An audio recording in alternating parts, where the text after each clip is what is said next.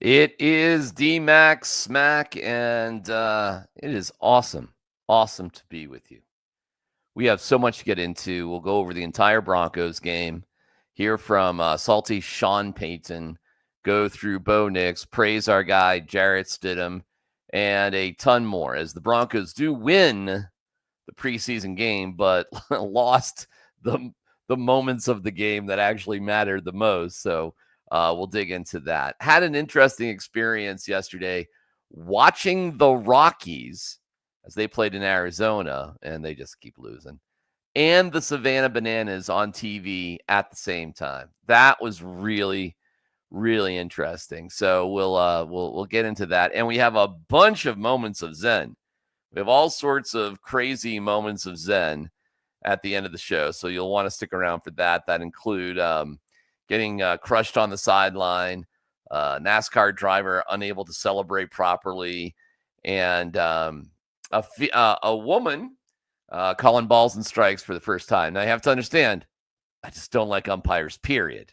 So we'll get to, excuse me, all of it. We're brought to you by our great friends at Journey Spice. That's the QR code. That's what you hit. That's what you get to, just so you can save 10% on the best of spices.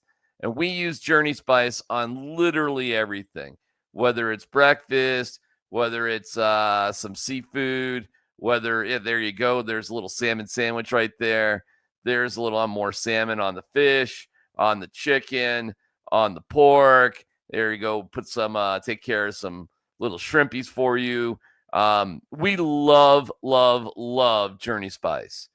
And it's non-GMO. It is no salt, no sugar. Great packaging, which I absolutely love. Packaging, you just pinch on the top, comes right off. You put it on there, put it back. Journey Spice, the absolute best. It makes all your food taste so much better, and it's so much better for the environment. Just go to Amazon.com, use this QR code, and test it out for yourself. You can buy singles, 2-packs, 4-packs. It's Journey Spice for the win. We love you, Journey Spice.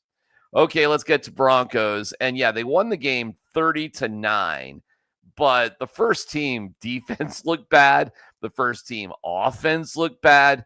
Sean Payton on, what he We saw. started slow. That was disappointing. Both first units. So there'll be a handful of stuff we look at there.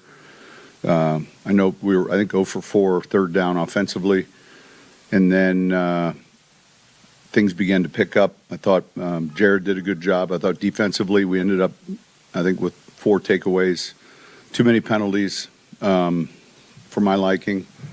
One of the things we just talked about, the importance of coming off of a 3-4 day trip like this in a lot of plays is the debrief, getting back home, cleaning things up. There were a number of things that we're going to have to improve on. Miss some protections.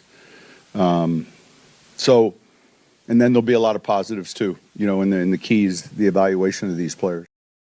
Sure, there are positives. Nick Bonito was awesome. Trent Sherfield looks incredible. I mean, you got to somehow keep that guy on the field. I thought R.J. Harvey looked good enough. There's enough promise there, while SMA looks to be on the skids. If you're playing in the fourth quarter of that game, you got to wonder about your place in life. Sure, there were some good things, but what we needed to see was that Bo Nix and the first team offense was, kind of able to put their foot in the ground and throttle a Niners team that wasn't playing anybody. And they clearly didn't do that. And we'll get to Bo Nix in a little bit. Here's Sean Payton about the twos. And here's the deal. In this league, throughout the season, you're going to go against a lot of faceless opponents. You're going to have injuries. You better be ready to put your best stuff on tape. And so, but I don't, that's a good question, but I think, I don't know if they felt like the other day they got the work in, but nonetheless, it was just average to below average. I agree. It's a great way to put it. There's no reason to panic. Season ain't over. But the effort was average to below average. That's it, man. That's the truth. Coach is telling you the truth. That is the truth. It was average to below average. And the final score means absolutely nothing. Now, you have tremendous depth on this team.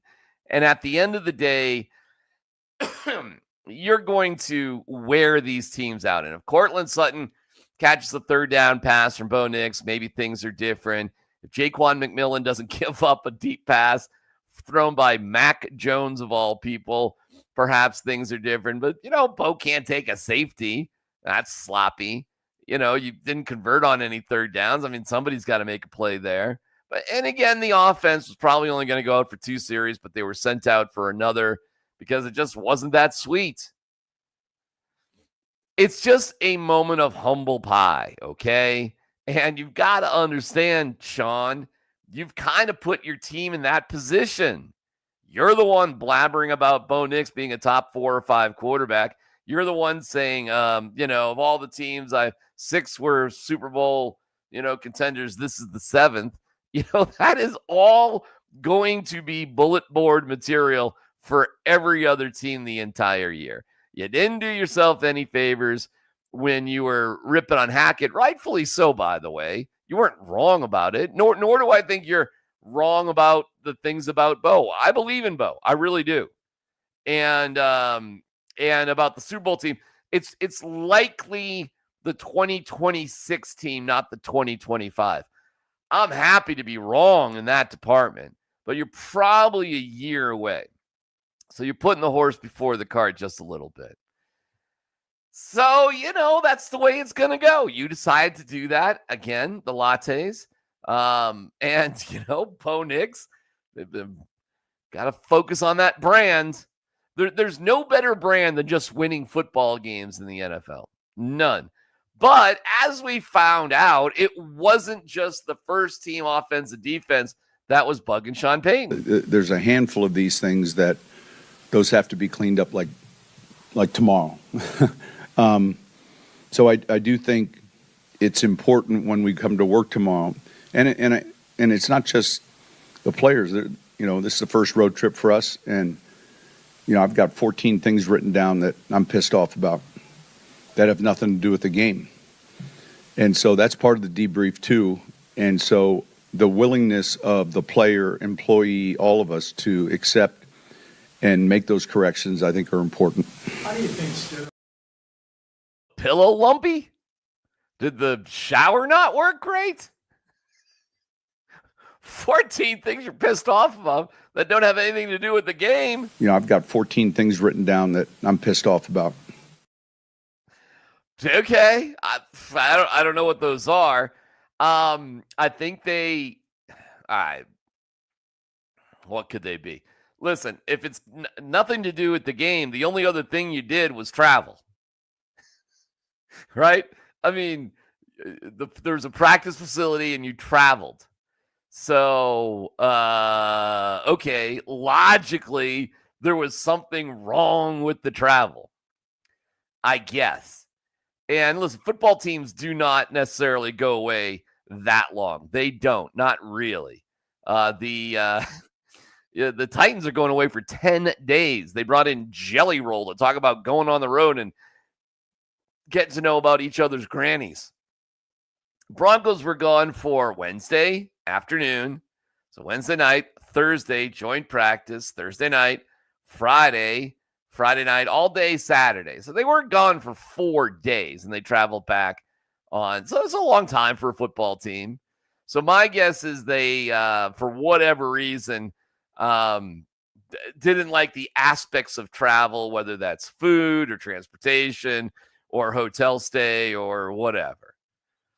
But this is Sean. He sweats these little things, man. One thing if you really note about training camp, there are long periods of the Broncos just standing around, long moments of Sean explaining things to the team and bringing the team for group meetings. Sean just obsesses about all sorts of little stuff. Sean is a really good coach, but nobody thinks more of Sean Payton as a coach than Sean Payton as a coach. And he is a good coach. He's a really good coach. But you have definitely just gotten ahead of yourself a little bit this early. And on Saturday night, it was a moment of like, whoa, all right, maybe we need to chill out a little bit.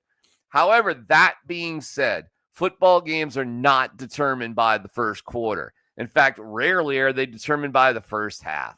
A typical score of an NFL football game in the first half is something like 13-10, maybe 17-13 if you're lucky, something like that. Usually first quarters and first halves of football games are slow, methodical, a feeling out process. So there's nothing to be freaked out about with Bo Nix and the gang being down 9-3. I mean, you're down by 6 points basically in the early second quarter. There's so much game left to be had.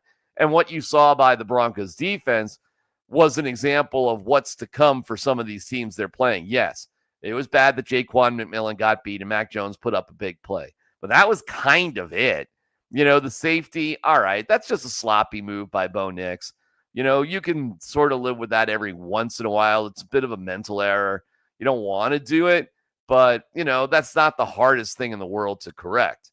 So I'm not freaking out whatsoever. You saw what Nick Bonito was able to do. That was pretty awesome.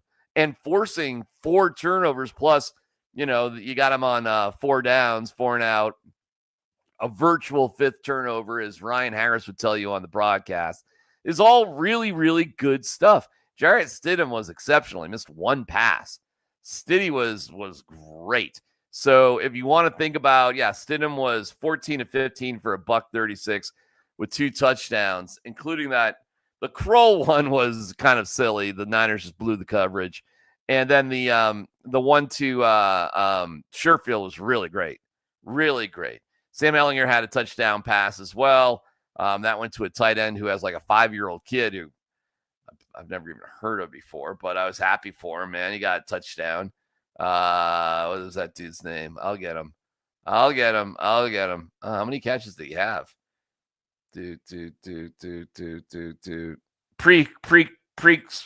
Pre-scoring. 1 catch, 7 yards for a touchdown. That was cool. Then he gave the ball to his like 4-year-old kid. How old is pre-scoring? Anyways, so certainly a mixed bag, Sean, of everything there, my friends. Yes, a mixed bag.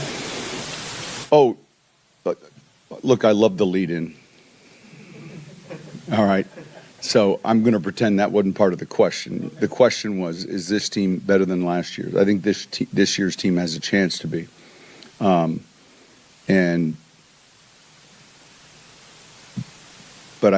I think the biggest thing we always talk about, you're not ever picking up where you left off, but I do think this year's team has a chance to be better.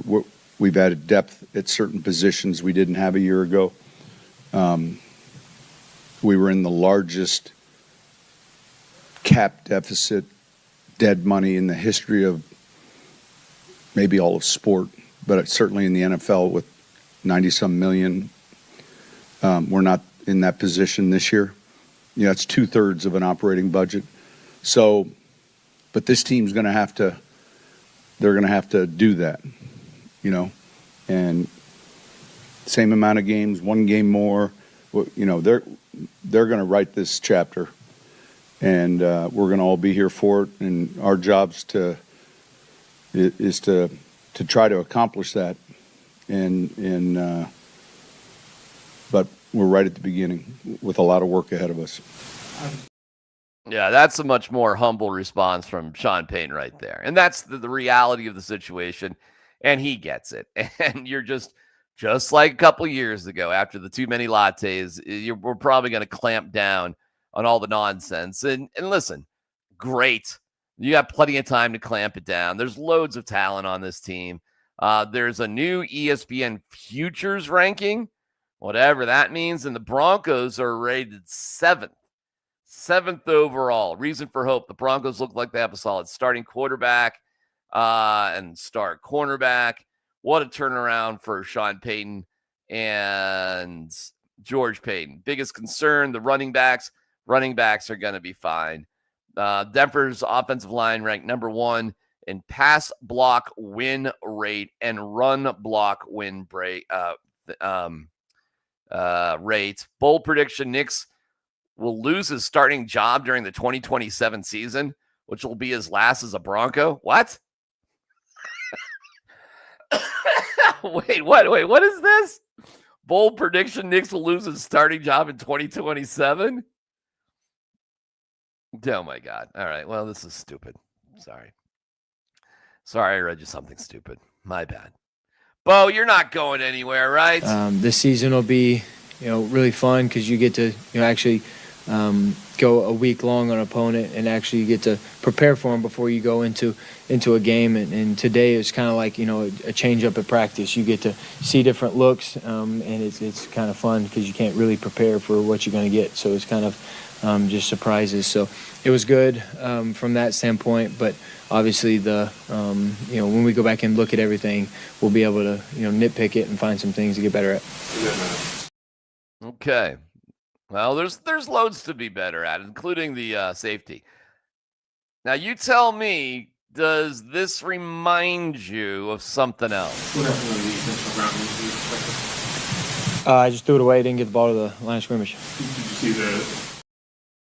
Okay, so he's being asked about the safety. I just threw it away, didn't get the ball to the line of scrimmage. Did you see that? Does that remind you slightly of this? Bo, can you take us through the interception in the end zone? Yeah. Drop back, threw it to the other team. Little bit, huh? What happened on the defensive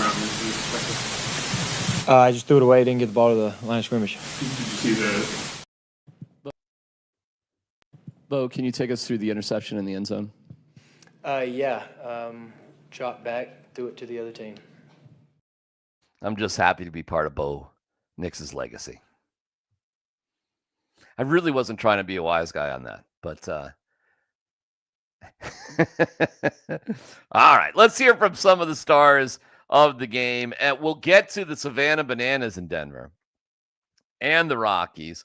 We'll get to Shadur Sanders versus Tony Grossi, and again, the stars from our guy, Scotty Gange of 9 News. But first, this from Journey Spice. There's a world of flavor out there, and to find it, you have to take the journey.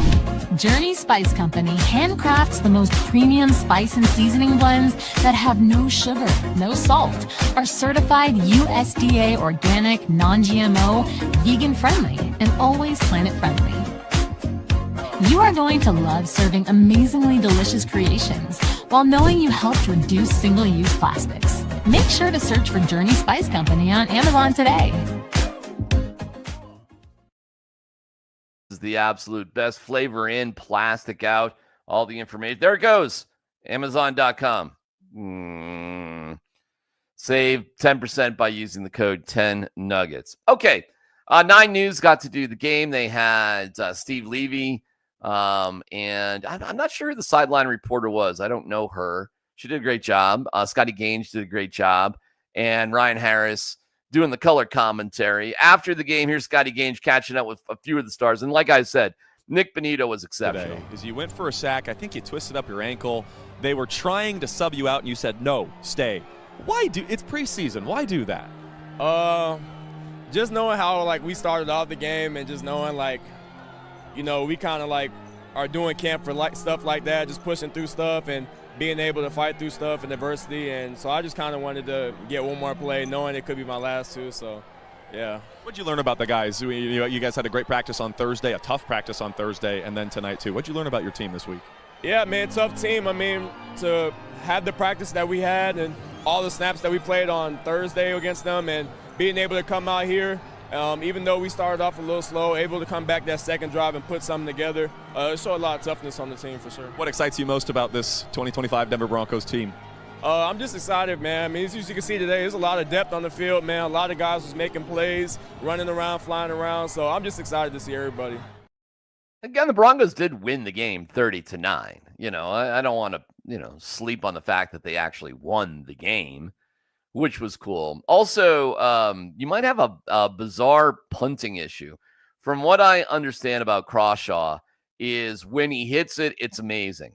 But he's also been kind of crazily inconsistent. Now, the raw ability just to hit long punts, like say out of your end zone to the opponent's 30-yard line, something like that, that is awesome. That's a game changer. So I'll be relatively patient with Crawshaw because he's got this crazy length ability, and you hope the short game comes along. But Benito's ready to be paid, and he deserves it. So we got to figure it'll just cost more the longer you go. Meanwhile, a couple guys coming back: McGlinchey, Hufanga, Greenlaw. Greenlaw didn't play, neither did Alex Singleton, but Hufanga came back and had some cool things to say. I was blessed for sure, just to be out there with the guys. My new teammates, being able to fly around and run around with them. Yeah, we made some mistakes, but that's what we're here for. We're learning, and felt good to be back in the stadium. What did you learn about the guys? You mentioned the mistakes. I mean, where do you go from here? We just got to continue to dial it in. I think it's just understanding personnel, understanding the game, and I think it's also everybody's first game. Going to the ground, it's a lot of tackling.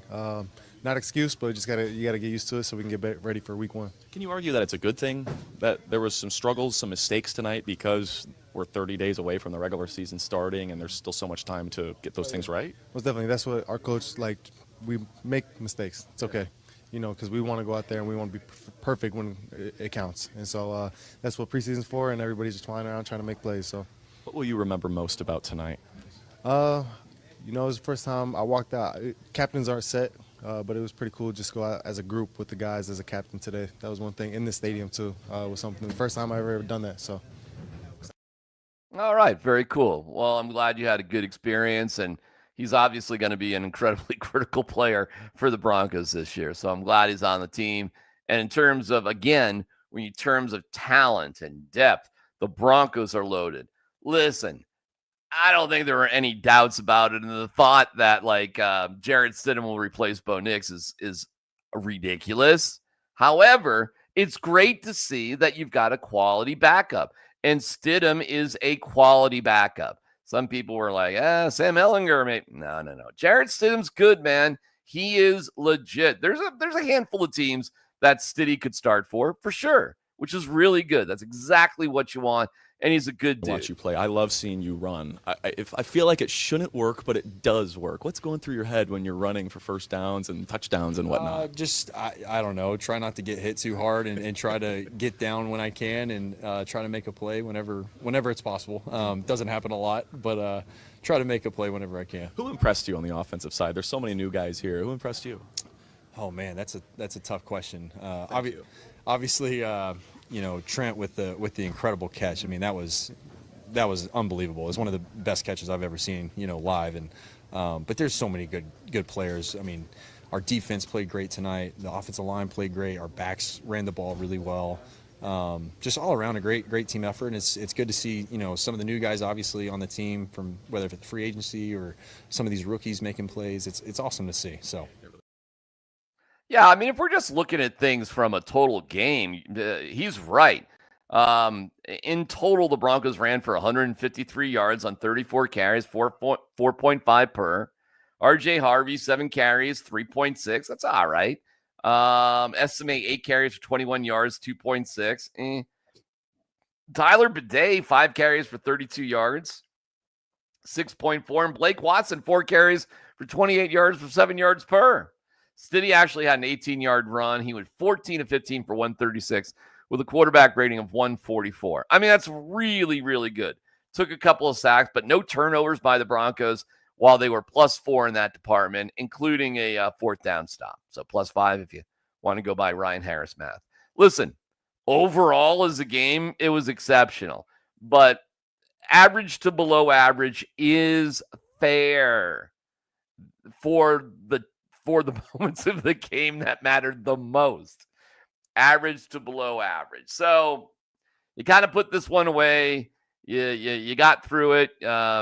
Somehow you survived all those horrible travel things. I've got 14 things written down that I'm pissed off about. Okay, Sean. Yikes. How'd you like to go on vacation with him? Send it back. Ah. I've got 14 things written down that I'm pissed off about.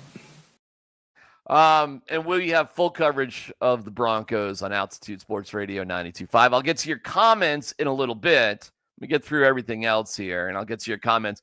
Stick around for our moments of Zen. We have so many, and bananas versus the Rockies in just a second. The other big thing that we're thinking about was Friday night with Shadur Sanders. Shadur had, for a preseason game, a really, really good preseason game. Preseason games aren't perfect, that's for sure. There's all sorts of bumps and hiccups, but 14 of 23 for 138 yards. He had a couple of short fields, 2 touchdown passes. Both were really nice throws on both of his 2 touchdown passes. Again, short fields because you got turnovers and you didn't have to do that much. But still, you got to make the plays in the red zone. That's where it matters the most. Score touchdowns, not field goals. And Shadur looked good, really good in those situations. He absolutely looks like an NFL quarterback. And, he's doing his celebrations and Nike's doing their ads and everybody's kind of going crazy. He was really good for a preseason game. Really good. We would have been thrilled if Bo Nix looked like Shadur Sanders. That'd have been great. Okay.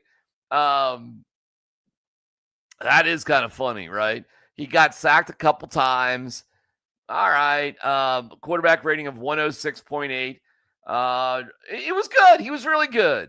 And what they want to do with him moving forward will be fascinating. He's made things sticky in Cleveland. I mean, the fans are going to want to see more of Shadur. I want to see more of Shadur. He had an interesting moment walking in with a teammate who had, I don't know. You know what? I don't even want to get into all that. If it works, it works. If his teammates are fine with it, that's all that matters. It's a little weird looking, but whatever, man. You got to be yourself, and you got to have a sense of humor. And the bottom line is what you do. Now, are the Sanders family sensitive to media criticism? Oh, my gosh, are they sensitive? Holy guacamole. And there's a guy out there in Cleveland, Tony Grossi, who's just kind of a shit stirrer. That's what he does. He's done it for years and years and years. And Shadur had this encounter with Tony Grossi. Tony, I be hoping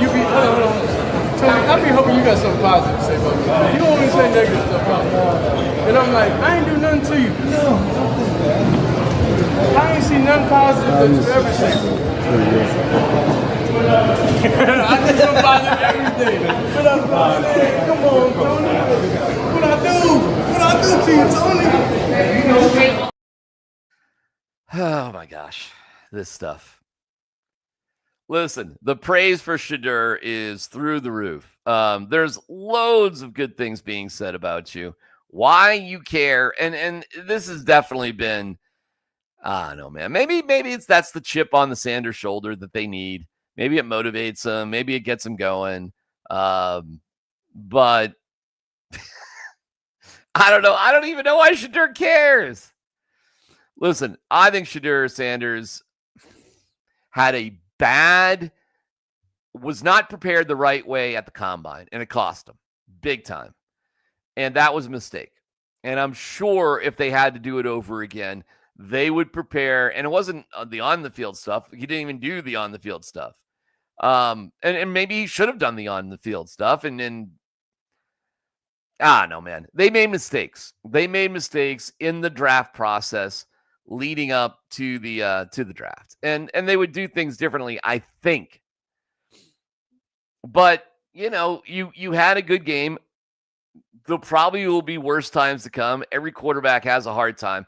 But I think what Shadur proved, which I'm rolling my eyes because I think anybody with a brain could see that he's an NFL-level quarterback, is he proved he's an NFL-level quarterback. I mean, there's no doubt about it. No doubt about it. Now, what you do with that, I mean, we'll see. But they got a pretty talented team. They got some great defensive players. They got some really interesting offensive weapons. And I don't know, man. Do you think Dylan Gabriel is going to look better than that? I mean, I doubt it. You think Kenny Pickett is going to look better than that? I doubt it. Joe Flacco, maybe. I mean, that's where they're at. Deshaun Watson, maybe, but he ain't around. I mean, I really don't know what the Browns have to lose by starting Shadur Sanders. I don't think Pickett, Gabriel, or even Flacco, maybe Flacco does give them a better chance to win. But aren't you more interested in what you potentially have with Shadur? And if it doesn't work out and if it's no good, well, all right, that's the way it goes. But I would start Shadur. I would give Shadur the first 6 games of the season. Does he get it or not? Is it clicking? Do you see it or not? I mean, Lamar Jackson sat behind Joe Flacco. Why? I don't even know. It was a waste of time. You might as well get the youngster in there, get him prepped, get him going. And if it doesn't work out, it doesn't work out. You're not in a great quarterback position right now.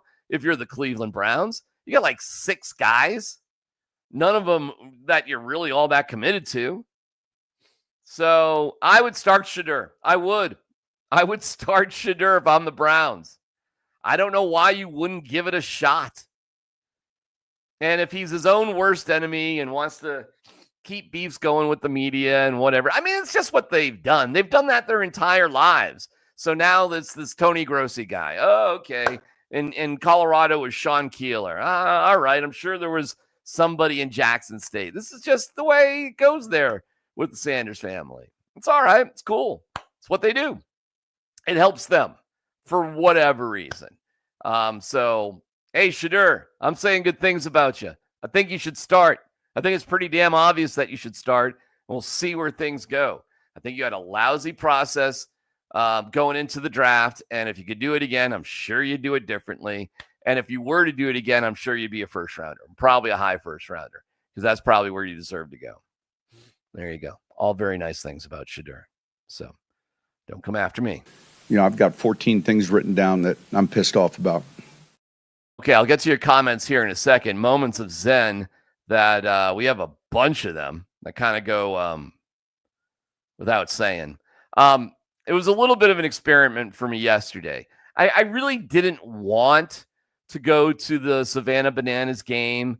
I don't have young kids. I think it is for the Savannah Bananas are basically for non-sport fans, families with young kids, and people who just like to drink. Now, 1 out of 3 ain't bad, but the other 2 it's a hey, to the Bananas credit, one of the reasons I had no interest in going is because of the huge crowds they draw. And I'm not a big, huge crowd guy. I mean, if I have to, I will. But, in general, that kind of thing is just like, I'd rather just chill out. That being said, wow, with the Savannah Bananas in downtown Denver. I mean, damn. And it was on Friday. It was pregame and postgame Saturday, pregame and postgame yesterday. It was 100,000 people in attendance.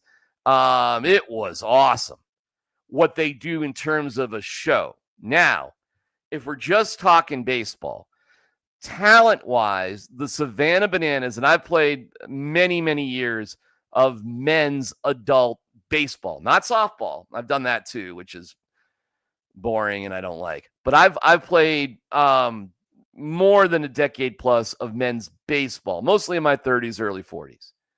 Haven't played for a while. That's that's the level of competition. It's really good men's adult baseball. When I played men's adult baseball, I played with guys who played professionally. I did. They played in the minors and they're looking for, an itch to scratch. Now, I never played with anybody who was like a major league talent, but I played with guys who played in the minors. I played with guys who played Division I baseball. I did. And they were good. They were really good, even as adults.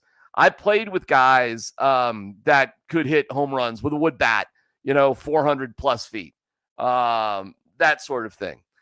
And more specifically, in men's league baseball, I played against most guys that they couldn't really pitch that great. Most guys played, pretty good defense. So they're a good men's league team. They're not a bad men's league team. And the level of baseball that you see, the trick plays are cool, but it's just a fly ball. And the fact that you can do a backflip doesn't make the catch any better. However, it's fun to watch. And in my men's league game, if there's a fly ball and I wanted to hit the ball up in the air and catch it, I could do that too. It's just a waste of time. It's whatever. You would be looked at as a goofball and what are you doing? And, we're just out here to have some fun, which is what I did in men's league baseball for more than a decade. The Savannah Bananas are not even as good as a low A minor league baseball team. Guys in their mid-20s or 30s who lift weights and have solid baseball experience can hit home runs at Coors Field. If I took my men's league baseball team when we were the best team I was on, which was the Bulls, and our best hitter was Bob Schmidt. Bob Schmidt, who's in his mid to upper 50s now, could hit balls out of Coors Field.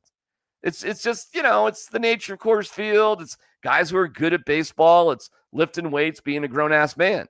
So to see that, so the baseball level of the Savannah Bananas is that. It's a good men's league.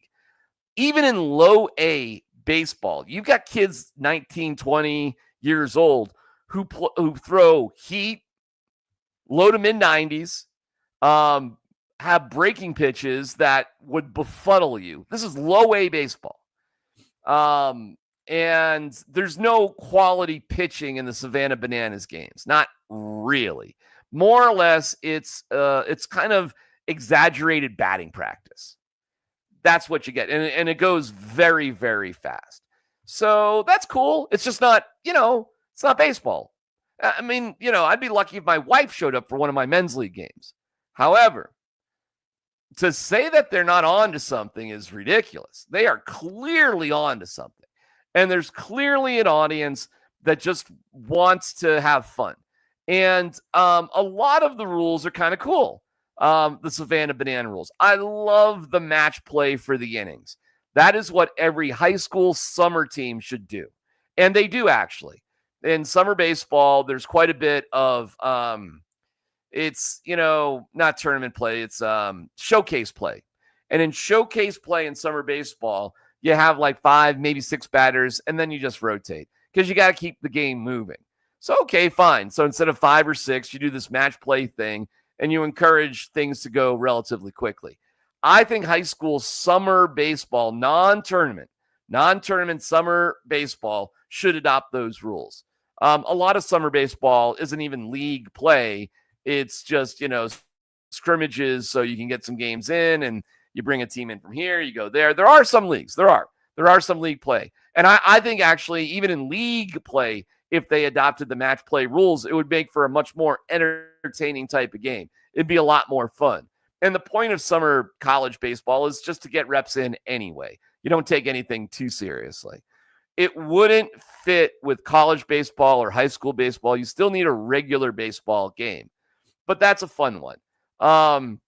The walk stuff is stupid, the throw the ball around, because it's too easy for a guy to score from second base if you walk somebody. That's a bad rule. And I think it has unintended consequences. Just because you walk somebody doesn't mean a runner should score from second base. That's stupid. So there's that. Nobody used the rule of if it's a pass ball, you run to first base, you can steal first. Didn't happen in 2 games, so that doesn't seem to matter. What else? I love the, once a game, you get the golden hitter. You can put somebody in. I love the fact that you can just put in a pinch runner over and over again. I think that's great. I think that makes things you have specialists in football. You have specialists in hockey. Why not have specialists in baseball? I love that. So I think a substitution rule where you can bring guys in and out of games and doesn't necessarily put you out of a game. I like that, especially for running. I think that would be better. I think that would make baseball better. And maybe you get a designated runner, one guy. You can't do it for everybody. You get one guy though, and he can come and run for anybody at any time. I actually love that kind of concept. So what else? Never mind the entertainment value. The entertainment value and what they do there, a 2-hour game. They easily, now in the game Friday night, they had 31 runs and they got that bad boy in 2 hours. Now they were hustling because they were on ESPN2 and they needed to get that game done because you got to do other things. Sunday was different, Sunday was different because it was just on YouTube. It wasn't on ESPN. So you had a little bit of time. And then they had their showdown overtime rules, which in all honesty, I thought that was a little goofy. I'd rather just see some baseball. I thought that was stupid, and that's how the firefighters ultimately win because the guy, lefty, hit a ball down the left field line and he, was in the park home run. And so I thought that was kind of stupid. They could do that better. It'd be more entertaining to play it out a little bit more. I mean, you could have less players on the field, but whatever, the firefighters won the game and nobody really gave a shit. So good for them. Now, you want to compare that to the Rockies Diamondbacks game. Holy shit. I'm watching this game and first of all, there's hardly anybody there. There's no energy whatsoever. It is boring. And the Rockies, my friends, this is unbelievable. They gave up 13 runs. They lost 13-6. Rockies lost 13-6. They've lost, 6 in a row? Something like that. Terrible. They're 30-87. Their pitching sucks. Unbelievably, the Rockies gave up all 13 runs with 2 outs. That is so bad. And in the 5th inning, in what was a close game, it was 4-3. And Warming Bernabel made a nice play at first, a bad throw, an error, or they're out of the inning.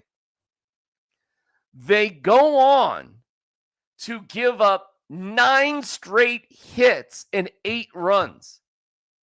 They have never allowed that before. It's never happened against the Rockies. It's never happened for the Diamondbacks. 9 straight hits, 8 runs. It was a nightmare. Tanner Gordon, 4 2/3, 12 hits, 10 runs, all earned, 6 strikeouts, no walks, gave up a home run on 77 pitches, 61 strikes. So he's throwing strikes. The ball's just getting hit all over the place. It was unbelievable. So it goes from a relatively close game in the 5th inning, halfway through the game, to a blowout. Rockies scraped up, a couple of runs after that, but I mean, nowhere close to winning the game. The difference between the Diamondbacks Rockies game and what happened at Coors Field was the Bananas game was just more fun, like way more fun. So I think there are things to learn from the Savannah Bananas, a lot to learn. And at the end of the day, could you watch 81 games like that? No. And because at the end of the day, winning would mean too much to try trick plays. But there's elements of the game. There's presentation of baseball that could be a lot more fun. There were some cool moments out there. Like, how about this? This is the night game. And instead of the 7th inning stretch, they're playing Yellow by Coldplay.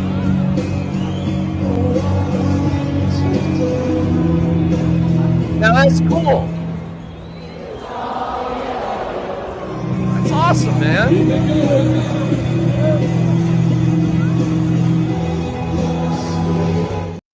So you could be more creative with things. I mean, it was awesome to see Ubaldo Jimenez come in on Friday night.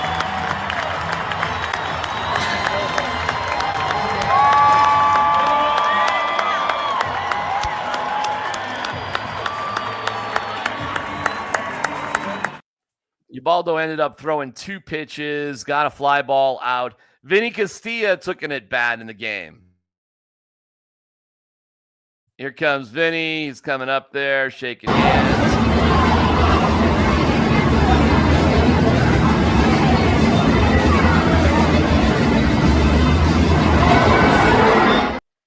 Fouled one off. Hey, that's fun. By the way, I'm not a fan of a fan catches the ball and it's an out. That's stupid. It sounds fun and whatever, but it's first of all, you can't bobble the ball, so there's all sorts of weird. I like the idea though. The idea is really, really good. The idea that the fans can challenge a play is kind of fun. And I know that's one of the core rules, so it's not going anywhere for the Bananas. Another presentation thing. They had Blucifer race a fan, which was a riot. You better make it home on your mark. Get set. Go! Oh, and there goes Blucifer. He's up. He's coming in hot. He's going to make it. Oh, Blucifer left him in the dust. Another tragedy at the hands of the famous Blucifer. You'd make a really good Blucifer, Pico. You got the blue polo to show. That's fun. Listen, minor league baseball games have been doing crap like this for a long time. It's not like the Rockies don't do fun stuff. It's just that you kind of like figure out 2 or 3 things to do, and then you just kind of do them all the time. Be innovative. I'll give you this. They call them promos. The Savannah Bananas did not repeat things night to night, and they tried new things. Like they tried the blue moon. So they had 2 guys at each dugout moon the crowd, and then they threw water balloons at their ass and then threw an orange at their butt at the end. Like they hadn't done that before. They just try new things, and they don't repeat things from one game to another. Major league teams could definitely learn from that. You try new things all the time. Blucifer racing a dude, that's funny. You could do that at a Rockies game. You could easily do that at a Rockies game. You could do the blue moon thing. You could do, instead of take me out to the ball game, something about purple rain. You get a purple theme going on. You could do that. So those type of things are really, really, really, really good. You could do way more with engagement on social media with your players and have more fun at the games. Now, people turn out for Rockies games no matter what, and that doesn't take away from winning. But, you watch the Diamondbacks and the Rockies game 13-6. It was like drudgery. It was like the players and the fans were being tortured compared to what was going on at Coors Field. And the Bananas didn't even win the game on Sunday. This is a slow tapper right side. This is going to win it for the Firefighters. Rack getting a second. Dunn is going to take the ball all the way home himself, taking no chances. And Ben Dunn the third will tag out Robert Anthony Cruz. The Firefighters stop the Nanners winning streak at 14 games. And they take game 2 here in Coors Field. I went out, played golf at Plum Creek with my younger son on Friday, which was great, by the way. And we stopped at the Pines, I think. It's a sports bar in Castle Pines on the way home. Great place. Love that place. Been there a couple times now. No Rockies game on TV, even though the Rockies were playing that night. And it was hey, can you put the Rockies game on? I'm in a sports bar. There's like 40 TVs in there. No Rockies. No Rockies. Middle of the game. Can you put the Rockies on? And I got this classic response from our waitress, who was fine. What channel is it on?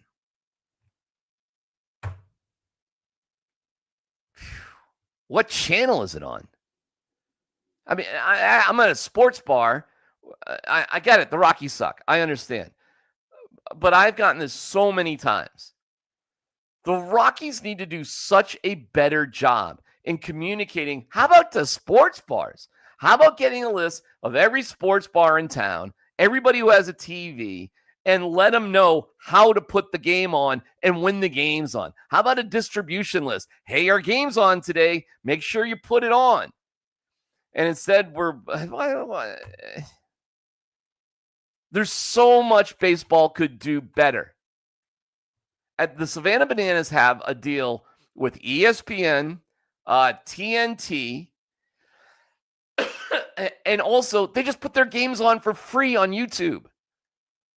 And I saw the guy Cole there, the leader of the Bananas, who, was like, I don't care. It's probably costing us money, but we want to be where our fans are, which is so good.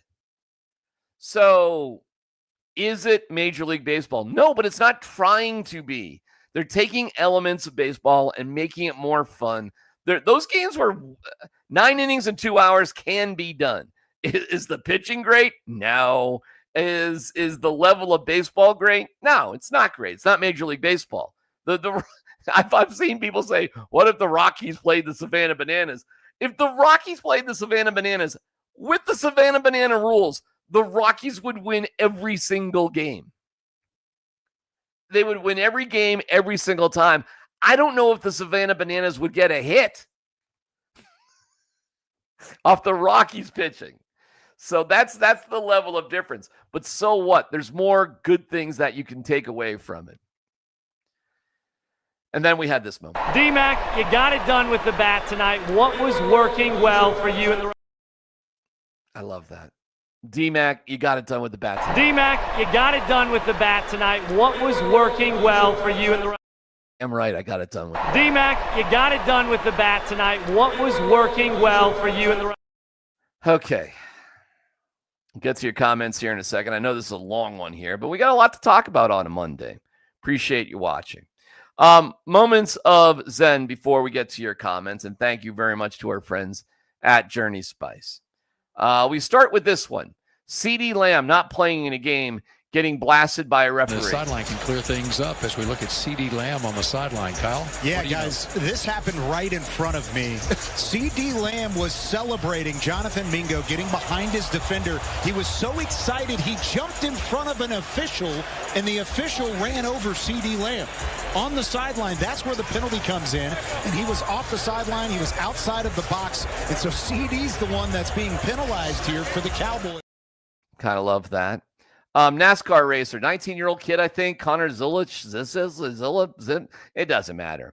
But Ricky Bobby took a tumble. It looks bad. He did break his collarbone, but he was fine the next day. But when you watch this, it's like, yikes! Wins. Let's go down to Mobile One Victory Lane, Dylan.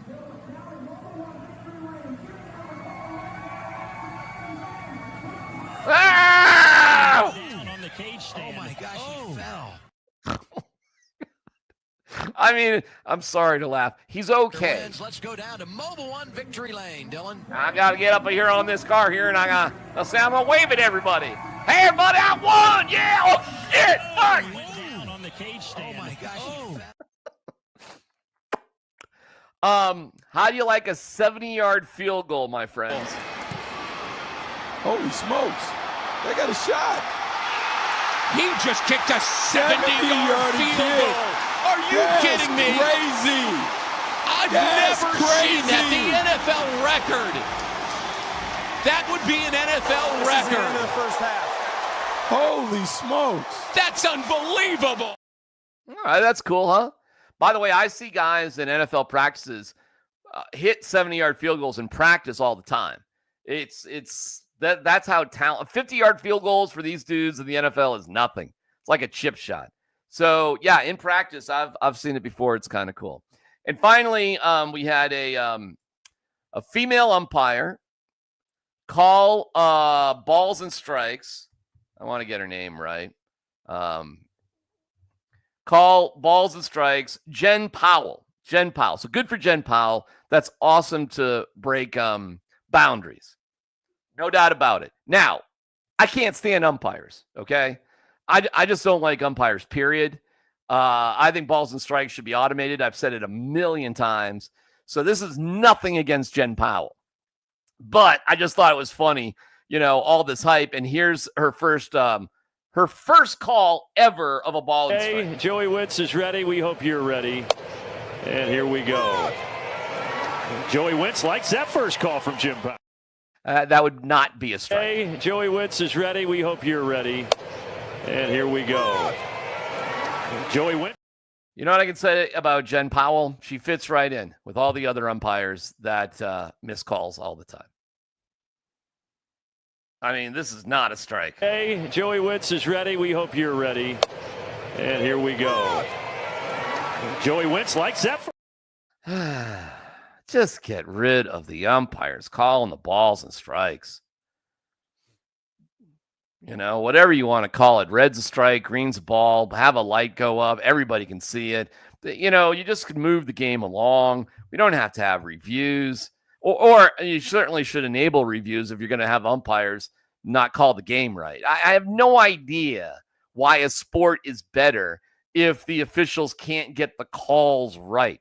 And if there's a way to get calls right, why the hell wouldn't you use it? And by the way, I do not need to see old people walk out onto a football field with a stick and a chain. What?